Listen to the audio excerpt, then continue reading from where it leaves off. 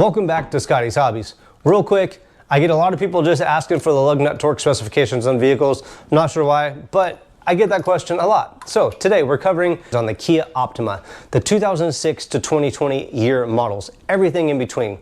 Now, the newer models, later models, the lug nut torque specification gets a little bit tighter, so make sure to stay tuned throughout the whole video just to make sure you get your proper torque specs. Now, you might be wondering where I get my torque specifications from, and let me show you real quick.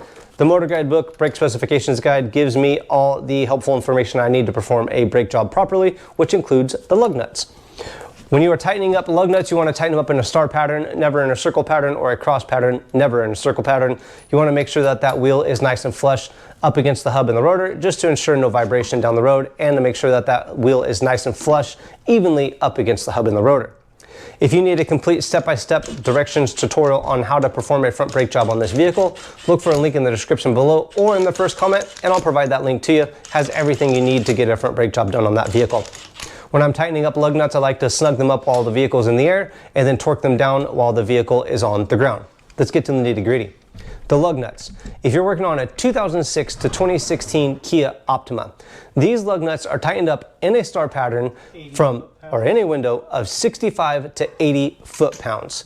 Again, lug nuts on the 2006 to 2016, 65 to 80 foot-pounds. If you're working on a 2017 to 2020 year model Kia Optima, these lug nuts are tightened up in a window of 79 to 94 foot-pounds.